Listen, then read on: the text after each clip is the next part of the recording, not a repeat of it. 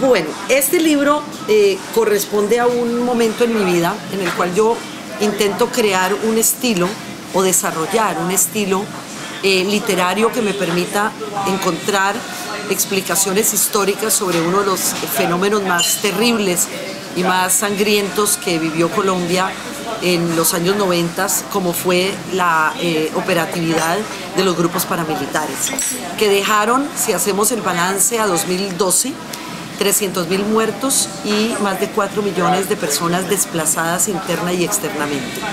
O sea, que perdieron sus tierras, que perdieron su tejido social, que perdieron a sus seres queridos. ¿Cuál es, digamos, la estrategia desde el punto de vista literario? Es, a partir de un microcosmos, poder contar una realidad más global. Entonces, mi microcosmos lo ubiqué en un pequeño poblado de Antioquia llamado Yarumal, en donde se creó un grupo paramilitar conocido como los 12 Apóstoles, que me parecía muy pintoresco en el sentido de que, ¿por qué se llama los 12 Apóstoles? Porque el cura del pueblo estaba metido en el paseo, utilizaba los secretos de confesión para señalar a personas que después eran asesinadas por los sicarios de los 12 Apóstoles, pero además por una circunstancia muy particular, y es, como se menciona en el libro, un mayor de la policía llamado Juan Carlos Meneses, de repente, en el año 2009, 2010, dice que este señor, que es hermano de quien era presidente de la República, Álvaro Uribe Vélez, este señor se llama Santiago Uribe Vélez, se supone, según la versión de Meneses, que él fue quien creó ese grupo paramilitar y era el que daba todas las órdenes, y que inclusive señala que su finca, llamada la Hacienda La Carolina, ubicada en la zona rural del municipio de Yarumal, habría sido el sitio en donde se entrenaba a los sicarios, a los asesinos de los paramilitares, de ese grupo paramilitar, y que desde allí habrían partido las órdenes para la operatividad de estos dos grupos, de este grupo que estaba dividido en dos ramales. Por un lado, operaba un subgrupo urbanamente, en el casco urbano de no solamente de Yarumal, sino de municipios vecinos, y el otro era el grupo paramilitar en su zona rural, o sea, en teoría brindando protección a los grandes hacendados, a los grandes terratenientes que estaban en la periferia, en las zonas, digamos, rurales de Yarumal y municipios cercanos, y esto empezó a cubrir todo el norte y nordeste antioqueño. Fue impresionante desarrollar esta metodología, no solamente por el hecho de que a partir de un pequeño cosmos, de un microcosmos, yo explico el fenómeno del paramilitarismo en Antioquia, Córdoba y el resto de Colombia, aproximadamente entre los años 1993 y 1997, sino porque realmente vincular a la familia presidencial con estos hechos delictivos, pues creó realmente una conmoción en Colombia. Pero verdaderamente sensibilizó sobre algo que hasta ese momento se consideraba como una guerra de unos sectores, incluso vinculados con el narcotráfico, contra el comunismo, contra las guerrillas comunistas, pero a partir de empezar a exponer esta situación, se entendió que hubo toda una maquinaria política, económica, con interés sobre la posesión sobre las tierras, y que eso fue lo que sustentó realmente la operatividad de los grupos paramilitares en Colombia. ¿Cómo escribiste este libro en términos de entrevistas, en términos de trabajo de campo? ¿Cómo te movilizaste? ¿Quién te financió? ¿Cómo vendiste el proyecto? Ok. Bueno, este libro surge a partir de una entrevista que dio el mayor Meneses en la televisión, entrevista en la cual él hizo estas denuncias. Yo lo había conocido a él circunstancialmente, y cuando había conversado con él me había parecido un buen tipo, y me sorprendí a mí misma cuando vi a Meneses, como pensando, después de tantos años de periodista, cómo no me di cuenta, cómo me falló la intuición, cómo estuve frente a un paramilitar y no me di cuenta que lo era. Simplemente era un mayor retirado de la policía que estaba metido ahora con grupos políticos, pero nunca me imaginé yo que detrás de esa figura a la que conocí en un almuerzo había una historia de ese calibre.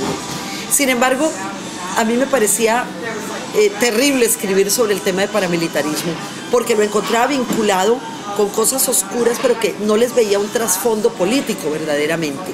A partir de esta revelación de Meneses, como que entendí la película, y afortunadamente en el país comenzó también un proceso de sensibilización para entender que esto era un proyecto político verdaderamente, y que había detrás de todo esto una intención de toma del poder, de toma del país, de apropiación por parte de estos sectores terratenientes y de sectores económicos muy fuertes, de apropiarse de nuestra nación.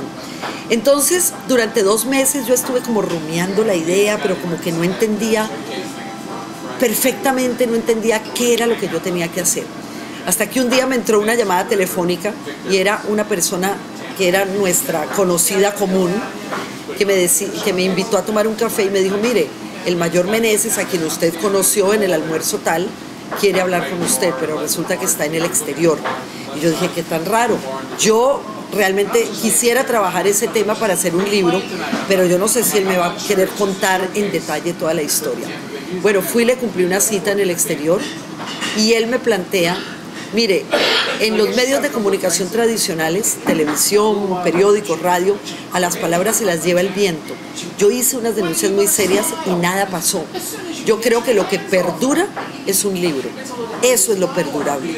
Eso es lo que le da no solamente vigencia, sino que a través del tiempo queda una historia que se cuenta, ¿sí? Queda un testimonio que tiene una validez histórica y política. Yo quiero que usted escriba el libro sobre lo que me pasó a mí en Yarumal.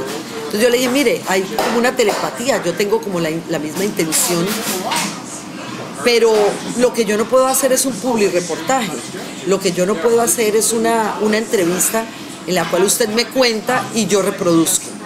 Yo tengo que hacer una investigación. Lo que usted me va a contar lo tengo yo que corroborar por diversas fuentes, por lo menos 2 fuentes más, una de ellas testimonial y una de ellas documental, o sea, con documentos, con archivos, con el expediente judicial, porque yo no voy a publicar la palabra suya contra la palabra de los Uribe. Tengo que tener algo que sea muy fuerte desde el punto de vista del sustento documental. Así es como él acepta.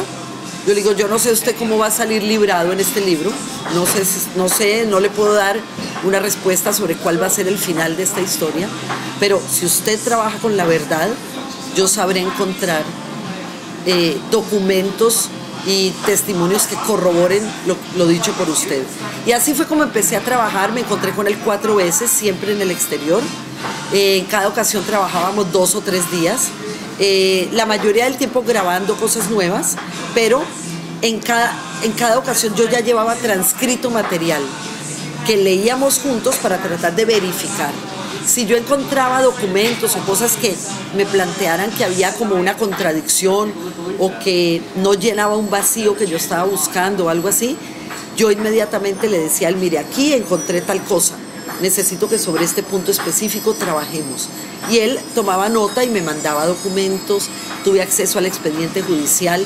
El expediente de los 12 apóstoles hay como un expediente madre, un proceso madre, y del proceso madre se van dividiendo en varios ramales, porque es una cosa muy compleja. Y yo tomé el ramal de Meneses y tomé el ramal del cura, y tomé también algunas cosas que tienen que ver con la supuesta participación de los hermanos Uribe. Así fue como yo corroboré las informaciones que él me estaba dando. Fue un trabajo muy arduo, me demoré haciéndolo aproximadamente 10 meses, y mientras iba trabajando en la investigación también iba trabajando en la producción. Yo creo que eso es algo como de los periodistas. Normalmente el escritor, hay un momento en el cual se siente fuerte para empezar a escribir. Nosotros los periodistas estamos acostumbrados a escribir todos los días. Entonces iba elaborando al mismo tiempo que iba descubriendo cosas nuevas.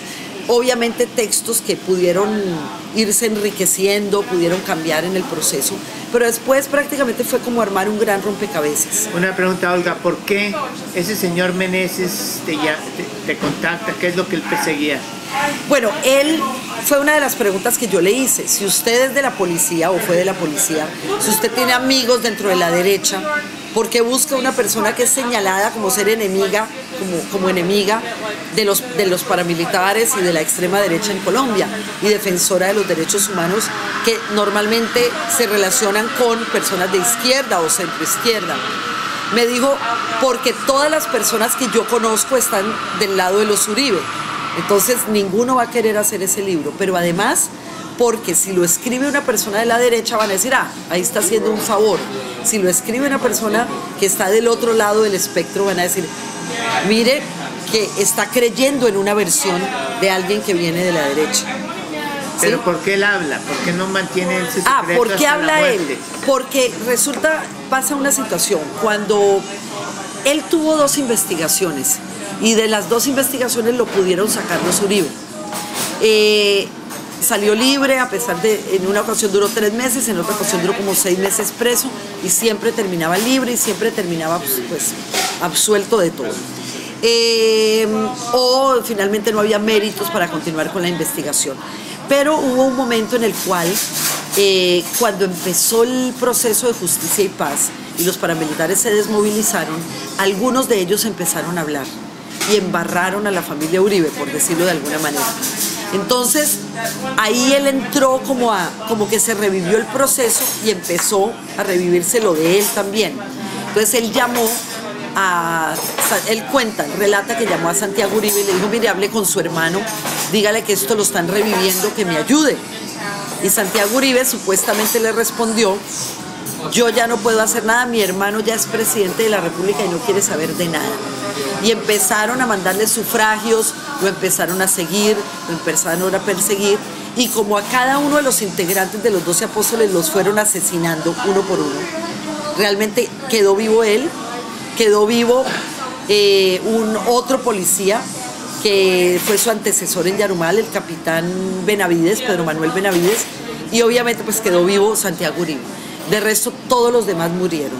Entonces él tenía mucho temor por él y por su familia y decidió que la única manera de salvar su vida era contar lo que había sucedido y salir del país, y eso fue lo que hizo.